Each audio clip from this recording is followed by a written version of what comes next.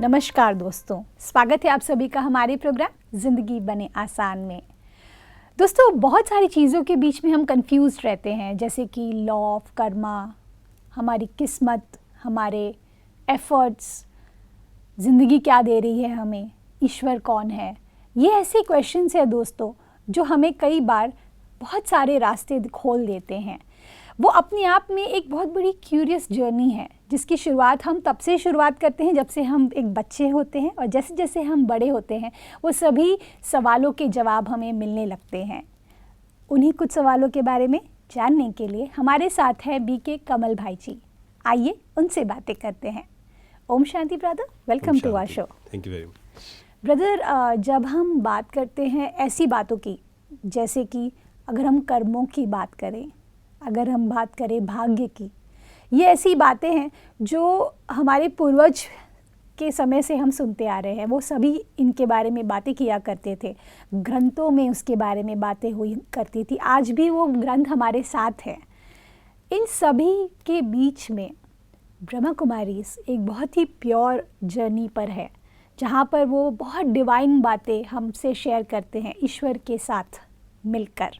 अब मैं जानना चाहती हूँ ब्रदर कि जब हम बात करते हैं कर्मा की, लॉ ऑफ कर्मा, इसको कई बार एज अ फियर टूल भी लिया जाता है। राइट कि अपने कर्मों को करने से पहले डरो, सोच समझ के कर्म करो। ये बात किस हद तक सही है? क्योंकि क्या होता है ब्रदर, इससे हम रिबेलियस एटीट्यूड को एनकरेज करते हैं। राइट क्योंकि फियर एक ऐसा इमोशन है जो कभी भी पॉजिटिव नहीं हो सकता। बिल्कुल। तो इसके बारे में क्या कहना है आपका? देखिए, जो कोई भी हम जब काम करते हैं उसके पीछे के दो मेन इमोशंस होते हैं। जी, या तो डर होगा या प्राप्ति, है ना। दो Correct. चीज़ें होंगी। जैसे कि मान लीजिए एक एम्प्लॉई है, वो जॉब कर रहा है, या तो उसको डरा के कि आपको नौकरी से निकाल देंगे, या उसको कहा जाएगा कि आपको ये मिलेगा, बोनस मिलेगा या ये चीज़ मिलेगी। Correct. तो दो तरीके से हम काम करते हैं। तो ज़्यादातर जब लॉ ऑफ कर्मा की बात हुई तो आज डर के कारण कि अगर हम ये कर्म करेंगे तो ये बन जाएंगे, कई जगह ये भी है कि अगर हम ये कर्म करेंगे तो Correct. ये बन जाएंगे, Correct. इस उसमें योनि में जन्म योनि में लेंगे, है जन्म ना। लेंगे। ये फियर है। तो कई लोग उस बात को नहीं मानते हैं, जो थोड़े से पढ़े लिखे हैं, साइंटिफिक हैं, तो वो कहते हैं कि ऐसा थोड़ी हो सकता है। क्योंकि कितने सारे जो पास्ट बर्थ के हमने एग्जाम्पल्स भी देखे हैं, जी। वो इंसान के शरीर में ही गया है ना। करेक्ट। बहुत सारे ऐसे एग्जाम्पल्स हुए हैं। तो लॉ ऑफ कर्मा एक चीज़ है, और दूसरा जो आपने कहा कि भाग्य की हम बात करते हैं, किस्मत की बात करते हैं। बहुत बार ऐसा होता है, हम कहते हैं कि शायद मेरी किस्मत में नहीं था। कई बार होता है मैंने बहुत अच्छे से पढ़ा, मैंने बहुत अच्छी Correct. मेहनत की, बट दूसरे को ज़्यादा सक्सेस मिल गई, मुझे कम मिली। करेक्ट। तो फिर हम कहते हैं कि कर्म तो मैंने अच्छा किया।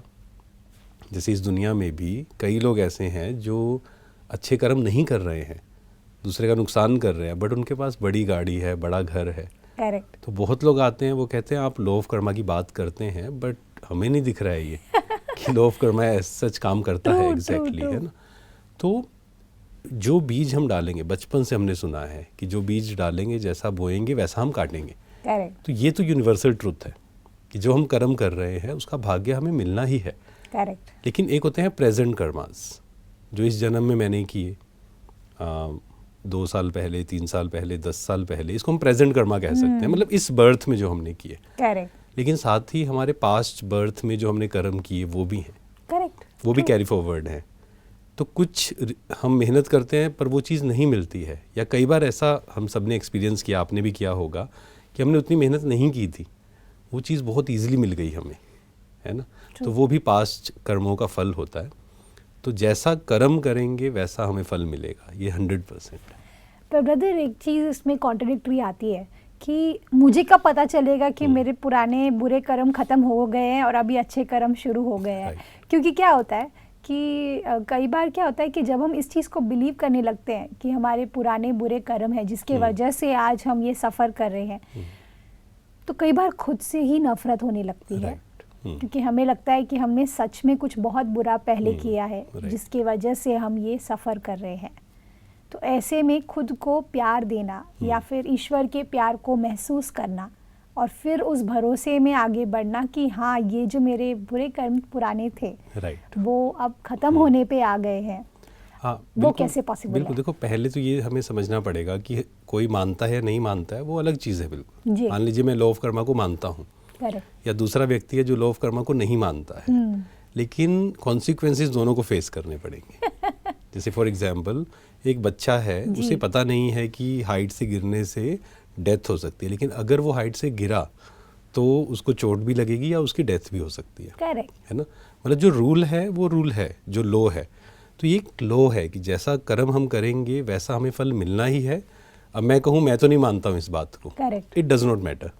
अगर मैंने बीज डाला है, वो मैं चाहे मुझे खेती आती है नहीं आती है, वो फल मुझे मिलना ही है। तो जब हम ज्ञान समझ जाते हैं, मतलब आध्यात्म को समझते हैं हम, तो एक एक्सेप्टेंस आती है हमारे अंदर। अदरवाइज मेरे साथ बुरा हो रहा है, मान लीजिए मैं अच्छा कर रहा हूँ लेकिन फिर भी मेरे साथ बुरा हो रहा है, तो मेरे मन में प्रश्न चलेंगे बहुत सारे। करेक्ट। ऐसा क्यों हुआ, मेरे साथ ऐसा क्यों होता है। तो जब हमें ये समझ आ जाता है, रियल ज्ञान समझ आ जाता है कि जो मेरे साथ हो रहा है वो मेरे ही पास्ट कर्मों का कॉन्सिक्वेंस है, जी। अच्छा या बुरा दोनों। अब होता क्या है, हम कहते हैं अच्छा मैंने फिर बुरे ही कर्म किए हैं, हाँ, ये भी आता है ना? थॉट। लेकिन अच्छा भी तो हमें मिल रहा है ना बहुत कुछ। मान लीजिए हमें रोटी कपड़ा मकान मिल रहा है, ये कोई छोटी चीज़ नहीं है। दुनिया में करोड़ों लोग हैं जिनको एक टाइम का खाना नहीं मिलता है, so I should be so grateful. Correct. वो मेरे राइट कर्मास का रिजल्ट है वो। करेक्ट। तो इसलिए अगर हम नेगेटिव देख रहे हैं जीवन में, पॉजिटिव पर जब ध्यान जाएगा तो हमें समझ आएगा कि सही कर्म भी मैंने बहुत किए थे, बुरे कर्म भी हो गए थे, लेकिन सबसे बड़ी बात है कि आज प्रेजेंट में मुझे कौन सा कर्म करना है, that is in my control. Absolutely brother, अभी जब हम बात करते हैं भाग्य की, ये बहुत बड़ा टॉपिक है, क्योंकि मुझे ऐसा लगता है कि भाग्य ये एक ऐसा टर्म है जो अपने आप में बहुत सारे डायमेंशंस को खोलता है। राइट। क्योंकि भाग्य अगर हम देखें तो वो, कुछ लोग कहते हैं कि ईश्वर हमारा भाग्य लिखते हैं, और कुछ लोग कहते हैं कि हम खुद अपना भाग्य बनाते हैं। ये दोनों बातें मेरे हिसाब से सही हैं, लेकिन आपका पर्सपेक्टिव क्या है इसमें? देखो, अगर हम ये कहें, दो चीज़ें हैं और एक्चुअल में दोनों बिल्कुल अलग हैं। हम कह जी। सकते हैं कॉन्ट्राडिक्टरी हैं। जी। एक तरफ हम कहें कि हम अपना भाग्य खुद लिखते हैं, दूसरी तरफ हम कहें कि नहीं, हमारे हाथ में कुछ नहीं है, भगवान किस्मत लिख रहा है। जी। है ना? ये दोनों चीज़ें हम मानते हैं कहीं ना कहीं। जी। लेकिन एक सिंपल बात अगर मैं आपसे ही पूछूं, बिल्कुल। या जो भी सुन रहे हैं वो अपने आप से पूछे कि मान लीजिए आपके सामने 10 लोग हैं, या एक मदर है, उसके 2 बच्चे हैं या 10 बच्चे हैं, तो वो 10 का जो भाग्य है वो कैसा लिखेगा?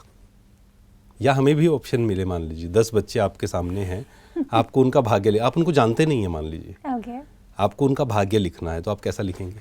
सेम लिखेंगे सबको, है ना? सबको और हम बेस्ट बिल्कुल देंगे, बेस्ट देंगे। यस। उनकी हेल्थ अच्छी हो, उनकी पढ़ाई अच्छी हो, है ना, उनके रिलेशंस अच्छे हो, सब कुछ अच्छा हो जी। या वो जीवन में सक्सेसफुल हो। अब सोचिए, हमारे अंदर भी काफ़ी सारी चीज़ें हैं, नेगेटिव पॉजिटिव, किसी को जानते भी नहीं हैं, फिर भी हम उनके लिए बेस्ट सोच रहे हैं। करेक्ट। और फिर कहना कि भगवान ने एक्सीडेंट करवाया, भगवान ने ऐसा किया, या बचपन में आप देखिए छोटे बच्चे, उनको ऐसी ऐसी बीमारियां होती हैं कई बार, और आज तो कितने सारे ऐसे वीडियोस आते हैं जी। तो अगर भगवान किस्मत लिख रहा है तो फिर वो भगवान तो सही नहीं है, है ना? क्योंकि हम उसको प्यार का सागर कहते हैं, क्षमा का सागर कहते हैं। इंसान फिर भी, मान लो किसी ने मेरे साथ गलत किया तो हम सोच सकते हैं उसके लिए गलत, लेकिन भगवान नहीं सोच सकते हैं ऐसा। करेक्ट। तो किस्मत भगवान नहीं लिखते हैं। किस्मत लिखने का हम कहें कि कलम भगवान देते हैं या तरीका भगवान सिखाते हैं। करेक्ट। कि कैसे मुझे अपना भाग्य लिखना है, लेकिन हर आत्मा अपना भाग्य खुद लिख रही है। कैसे लिख रही है? एक एक संकल्प जो हम क्रिएट कर रहे हैं। मैं यहाँ बैठा हूँ, मैं क्या थॉट्स क्रिएट कर रहा हूँ, सामने वाला मेरे साथ गलत कर रहा है मान लीजिए, लेकिन मुझे क्या थॉट्स क्रिएट करने हैं, मुझे क्या वर्ड्स बोलने हैं, है ना? तो ये हम भाग्य को, अपने भाग्य को हम खुद बना रहे हैं। ब्रदर, अगर हम खुद अपने भाग्य को बना रहे हैं तो फिर हम ऐसी चीज़ें क्यों करते हैं जो हमको पता है कि गलत है, फिर भी हमसे हो जाती हैं? जैसे कि अगर गुस्सा ही ले ले, राइट, मतलब ऐसे ऐसे लोग होते हैं जिनको गुस्सा बहुत आता है, लाइक सेकंड्स के अंदर। पहले मुझे भी ये प्रॉब्लम था, I am still dealing with that. बोलते हैं ना नाक पे चढ़ा हुआ है गुस्सा। Exactly, I am still dealing with that. और आई एम श्योर हमारे ऑडियंस में भी कई ऐसे लोग होंगे जो सोचते होंगे कि मुझे गुस्सा नहीं करना है, लेकिन फिर भी आ जाता है। और बाद में फिर रियलाइजेशन भी होता है। ऐसा नहीं है कि रियलाइजेशन नहीं है कि नहीं करना है, लेकिन वो मोमेंटरी भी अगर आ रहा है तो आप खुद को तो हर्ट कर ही रहे हैं सबसे पहले, और सामने वाले व्यक्ति को भी हर्ट करते हैं। तो आई बिलीव कि अगर हम खुद ही अपनी जिंदगी को क्रिएट कर रहे हैं तो हम खुद ही के लिए सेल्फ डिस्ट्रक्टिव क्यों बन रहे हैं? देखो, फिजिकल हेल्थ पे अगर हम इसको देखें, उस पे समझना थोड़ा सा इजी है जी, कि हमें पता है क्या हेल्थ के लिए सही है, क्या हेल्थ के लिए सही नहीं है। Correct, right. लेकिन कुछ चीज़ें हैं जो हम कंज्यूम करते हैं, हमें पता भी होता है कि दिस इज़ रॉन्ग, और शायद डॉक्टर्स ने भी मना किया हुआ है कि मुझे ये नहीं खाना है, फिर भी हम वो खा रहे हैं, है ना। उसका सबसे बड़ा कारण क्या है? सबसे बड़ा कारण है अनकॉन्शियस। कि जैसे हम कॉन्शियस होते हैं किसी अपनी चॉइसेस में, मान ली अब वो कैसे होते हैं, मान लीजिए मैंने एक बुक पढ़नी शुरू की जिसमें हेल्थ के बारे में अच्छे से लिखा हुआ है कि ये खाना चाहिए, इतने बजे नहीं खाना चाहिए, या ये कंज्यूम करना है, ये कंज्यूम नहीं करना, इसका ये फ़ायदे हैं। तो जैसे हम नॉलेज गेन करते हैं, ऑटोमेटिक हमारा मन वो बात मानना शुरू कर देता है। करेक्ट है ना, कि हमारे डाइट्स चेंज हो जाएंगी, हम एक्सरसाइज करना शुरू करेंगे, अपनी हेल्थ का ध्यान रखेंगे। जब समझ आएगा कि नींद भी बहुत ज़रूरी है हेल्थ के लिए, उसका भी ध्यान रखेंगे हम। करेक्ट। ऐसे ही जब हमें ये समझ आता है, स्पिरिचुअल नॉलेज इसलिए ज़रूरी है जी, जब हमें ये समझ आता है कि मेरा हर एक कर्म मेरा भाग्य बना रहा है, और ख़ासकर मेरा हर एक संकल्प मेरा भाग्य बना रहा है। पर ब्रदर ये बहुत बड़ा प्रेशर नहीं है? क्योंकि पता है क्या होता है, I am telling you this, क्योंकि मैं एक आम इंसान हूँ, मैं मेरे ऑडियंस को रिप्रेजेंट करती हूँ। मुझे ऐसा लगता है कि जब मुझे कोई ऐसा बोलता है ना कि आपका हर एक जो थॉट है वो आपकी ज़िंदगी बना रहा है, तो मैं तो अपनी टीचर बन जाती हूँ कि भाई अरे ये गलत थॉट है, अरे ये बात तो एकदम गलत है, इसको नहीं सोचना है। एंड देन वो घूम फिर करके, यहाँ से नहीं आ रही है थॉट, वो घूमती है, फिर घूम फिर करके फिर इधर से वो सेम थॉट अलग रूप में आती है। So all I am trying to tell you is कि अगर मैं इस प्रेशर को अपने साथ लेकर चलूँ हमेशा कि मेरा हर एक थॉट मेरी पूरे फ्यूचर को क्रिएट कर रहा है, मेरे भाग्य को क्रिएट कर रहा है, तो ये हम लाइटली लेकर इसको पॉजिटिवली लेकर कैसे अपनी ज़िंदगी को बेहतर बनाएं? देखिए, दो शब्द हैं, एक है अटेंशन, दूसरा है टेंशन, है ना।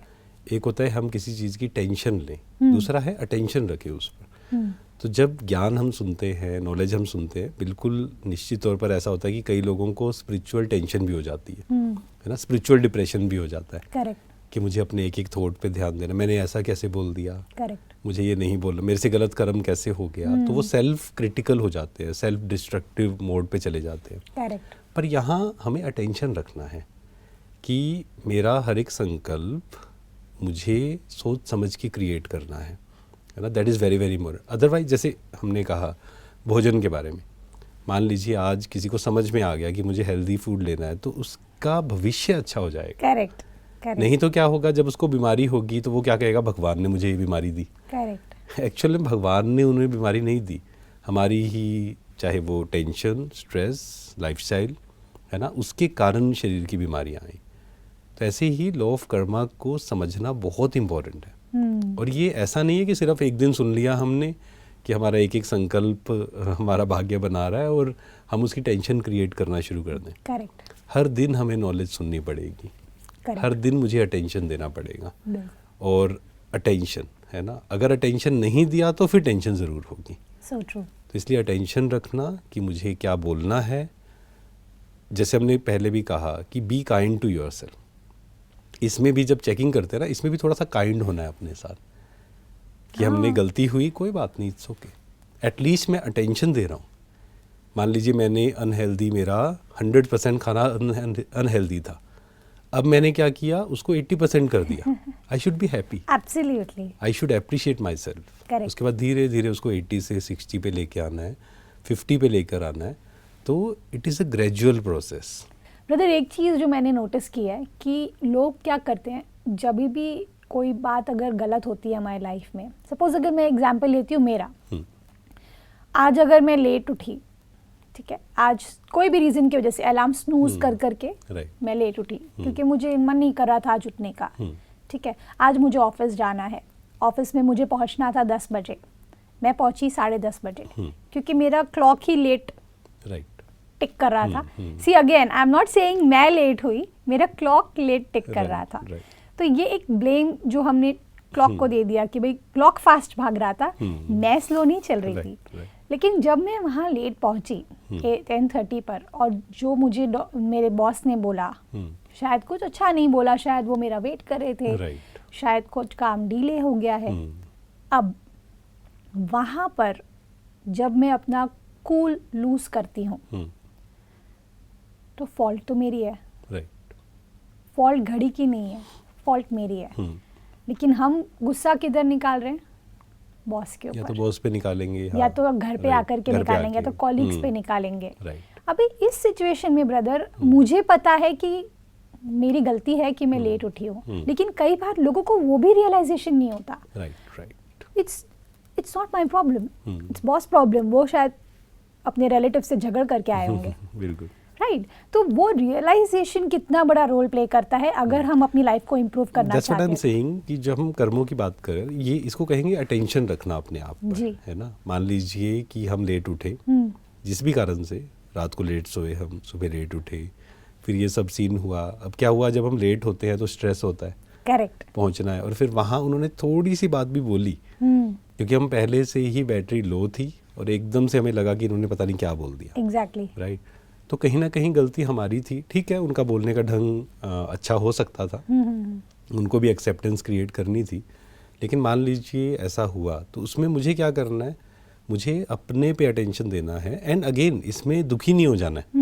मान लीजिए मेरा एक संस्कार है लेट उठने का या लेट पहुंचने का, और आज मुझे समझ में आ गया, तो हम गलती क्या करते हैं, कई बार हम चाहते हैं एक दिन में ही सब कुछ चेंज हो जाए, अपने लिए भी दूसरों के लिए भी हम सोचते हैं कई बार, लेकिन ऐसा नहीं होता है। करेक्ट। कोई भी संस्कार बनने में बहुत समय लगता है, इट टेक्स टाइम। तो हमने क्या किया, एटलीस्ट हमने अटेंशन रखा कि नहीं, आज मैं 10:30 पहुंची और कल मुझे 15 मिनट पहले पहुंचना है। ओके। एटलीस्ट चलो 10 बजे का टाइम है तो हम 10:30 की जगह 10:15 तो शिफ्ट हों पहले। करेक्ट, है ना। और उसमें फिर धीरे धीरे धीरे उसको करना है, and brother it will take time. ये हम कर रहे हैं अपने लिए, ठीक है, राइट, लेकिन बॉस की नज़र में हम फिर भी लेट है। राइट। तो सुनना तो मुझे है, तो अगर मैं स्लो चेंजेस लाऊंगी तो मुझे रोज सुनना होगा। बिल्कुल।